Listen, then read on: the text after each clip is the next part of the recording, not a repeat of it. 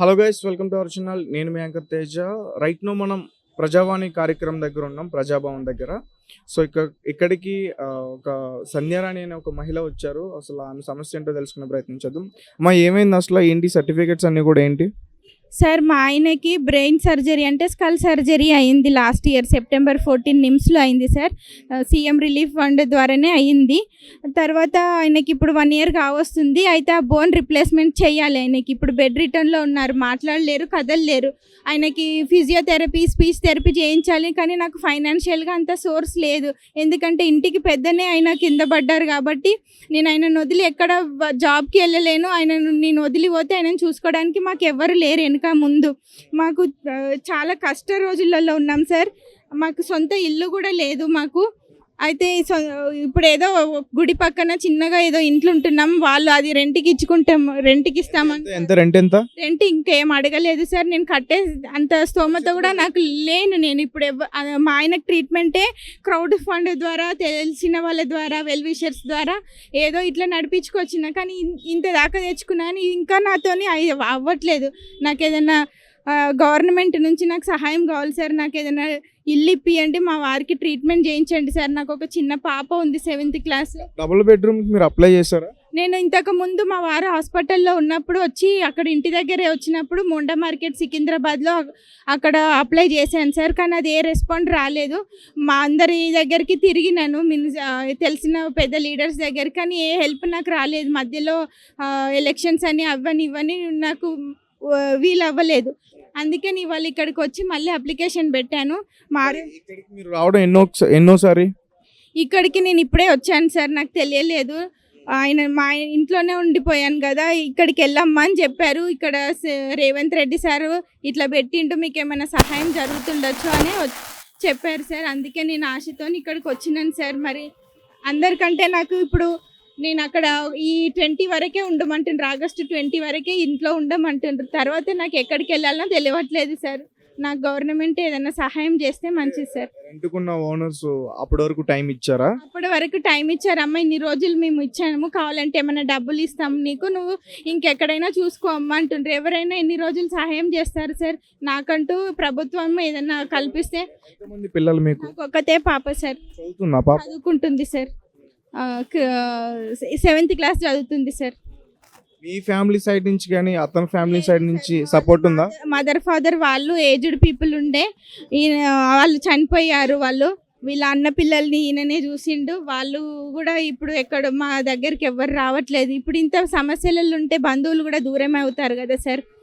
ఎవరెన్ని రోజులు పట్టించుకుంటారు సార్? పట్టించుకుంటలేరు. నాకు ఎవరు లేరు సార్. నాకు కూడా ఎవరు లేనామనే మా ఆయన నన్ను పెళ్లి చేసుకుంటారు. వారి ఫ్రెండ్స్ అల్లీలు క్రౌడ్ ఫండ్ చేసుకొని కొంత రేషన్, కొన్ని బియ్యం ఇప్పిస్తుండ్రు సార్. వాళ్ళు ప్రతి నెల ఇస్తున్నారా? ప్రతి నెల ఇస్తున్నారు సార్. అంతే సార్. వాళ్ళు ఇవ్వడం ద్వారానే నాకు భోజనానికి ఏదో ఒక పూట తినకుండా అట్లా నెట్టుకొస్తున్నాం సార్. ఆయనకి ఫిజియోథెరపీ ట్రీట్మెంట్, మందులు ఇట్లా ఏమి ఇప్పించలేకపోతున్నాను సార్, నా దగ్గర ఫైనాన్షియల్ ప్రాబ్లం వల్ల. ఎన్ని సంవత్సరాల నుంచి బాధపడుతున్నారు మీరు? మా ఆయనకి మంచిగానే ఉండేవారు సార్. న్యూరో ప్రాబ్లం స్టార్ట్ అయింది కరోనా తర్వాత. వ్యాక్సిన్ తీసుకున్నాడు. ఆ తర్వాత ఒక 25 days 18 daysకు ఆయనకి చేతులు వణకడము అవి అయింది సార్. ఏందని చూపిస్తే పెద్ద ప్రాబ్లమే ఉందని చెప్పారు. న్యూరాన్స్ లోపల డ్రై అవుతుంది, బ్లడ్ సర్క్యులేషన్ అవ్వట్లేదు అన్నారు. చాలా కేసీఎస్ఈలో, ఇంకా ఇక్కడ సైనిక్ పూరిలో స్టెమ్ సెల్స్ థెరపీ చేయించుకున్నారు. ఉన్న ప్రాపర్టీ, కారు మంచిగా ఉండే సార్. మేము ఇల్లు కొంటా అనుకున్నాం, కానీ అన్నీ కూడా తీసేసి ఆయన బాగుండాలని నేను అన్నీ చేసినాను సార్. కానీ ట్రీట్మెంట్ ఏం ఫలించలేదు. ఆ టెన్షన్తో పెరాలసిస్ వచ్చింది సార్ ఆయనకి.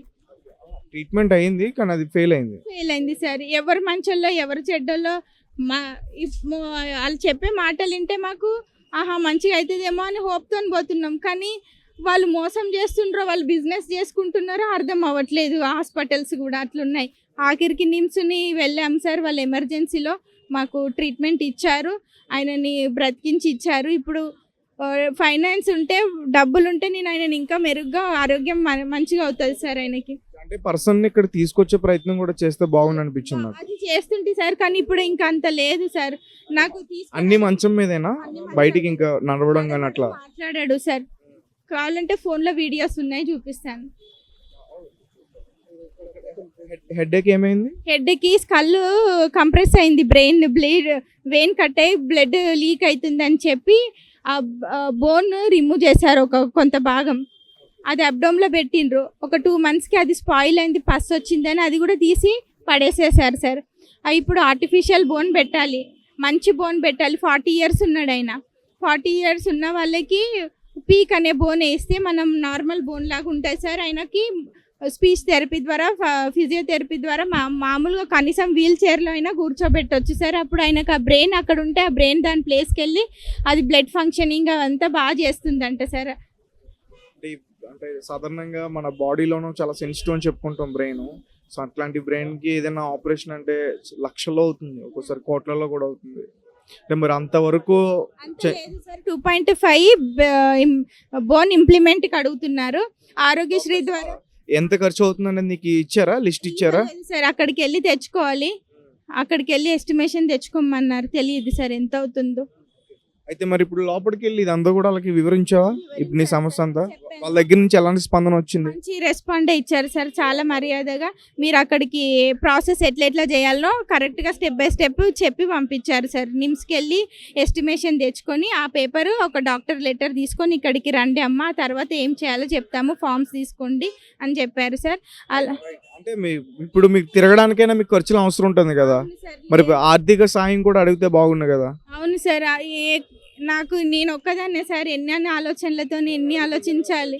ఎవరు ఇస్తారని, ఎవరినో వాళ్ళ ఫ్రెండ్నో వాళ్ళనో ఇళ్ళనో ఒక 200-300 ఇలా మా హస్బెండ్ గారు ఫ్రెండ్స్ అలాగే చుట్టాలు వెళ్ళి ఎవరో హెల్ప్ చేస్తున్నారనే విషయం వాళ్ళకి చెప్పావా? అది అంతా చెప్పలేదు సార్. చెప్పాలి కదా. ఇందులో రాశాను, లెటర్ రాశాను, అక్కడ అంతా క్రౌడ్ ఉంది కదా, తోసేస్తున్నారు. మెయిన్గా నేను వచ్చింది ఆయన అక్కడ తెలిసిన ఒక అంకుల్ అక్కడ కూర్చుంటారు కదా మన కోర్టు దగ్గర, ఆయనను రిక్వెస్ట్ చేస్తే ఒక 200 రూపీస్ తీసుకొని టైప్ చేసి ఇచ్చింది. ఇచ్చడానికి 200 తీసుకున్నాడా? ఓకే, మరి ఇప్పుడు ఎలా మిమ్మల్ని ఎవరు గైడ్ చేస్తున్నారు, ఎవరున్నారు మీకు సపోర్ట్? సార్ నాకు గైడ్ చేసే వాళ్ళు, నేనే ఆలోచించి నేనే చేయాలి. మా ఆయన ఫ్రెండ్స్ని, తెలిసిన వాళ్ళని, వాళ్ళని ఇట్లా చేస్తున్నా, ఇది మంచిదా కాదా ఇట్లా అని అడుగుతాను సార్, అంతే. మీకు బ్యాంక్ అకౌంట్ కానీ, ఫోన్పే కానీ, గూగుల్ పే కానీ ఉన్నాయా? ఉన్నాయి సార్, నా ఫోన్ నెంబరు అదే Google pay number sir. Bank account కూడా ఉంది నా పేరు పైన.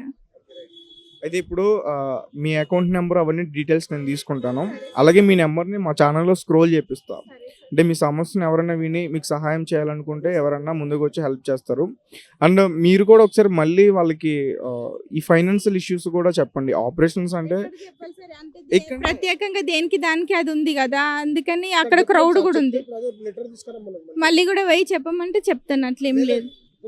ఇప్పుడు ఎస్టిమేషన్ అంటే మీరు ఆడబిడ్డతో ఉన్నారు కదా, మీకు సేఫ్టీ కూడా ముఖ్యం. మెడిసిన్స్ కూడా చేయలేకపోతున్నాను సార్. నేను ఆయనకి ఇన్సులిన్ ఇంజెక్షన్ ఇవ్వాలి, అది కూడా ఇప్పించలేకపోతున్నాను సార్.